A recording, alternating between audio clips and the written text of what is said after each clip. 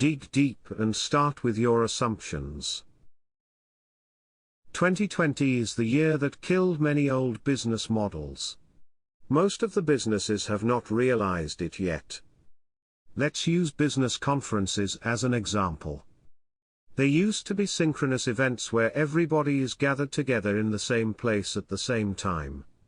You can meet a lot of people in a short period of time. They can be serendipitous encounters, scheduled meetings, or ad hoc rendezvous with old friends. The main value is not the content but the connections. The marketing is focused on the content that provides the context and signals the quality of the event. This attracts the audience. The content is keynote speakers, panels and seminars.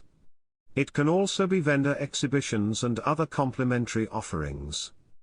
There's a lot going on in this concept. Certain things are consequences of the nature of the event. Venues are expensive, and they need to be reserved early. This determines the capacity and partly the cost structure. The rest follows from there. What the event organizer needs is not the same thing what the attendees perceive as valuable. There's no contradiction, but alignment needs to be good enough for the event to be considered a success. For example, the organizer needs to attract the keynote speakers. What is the value they can offer to the speakers? In many cases, it's not money. It could be valuable connections in the target market the speakers are interested in and providing solutions. They are expecting to get high-level contacts and peer meetings.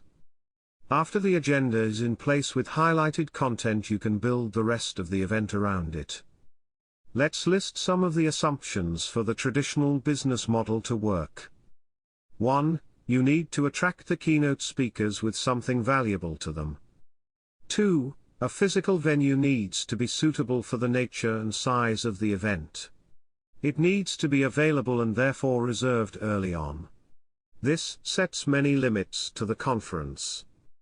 3. Everything is happening synchronously, IRL, and in the same location. 4. Most of the costs incur before you have certainty of the success of the event, in terms of demand.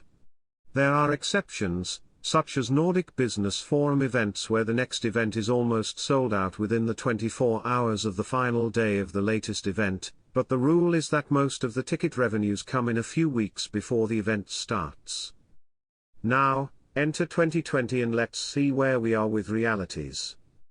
Physical events are not possible. International travel is cumbersome, or near impossible. You may be able to organize a local event with local people, but the international audience is not an option en masse.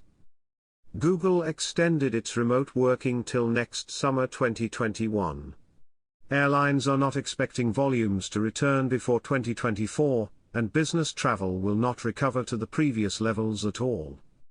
Everybody is Zooming and Skyping like crazy.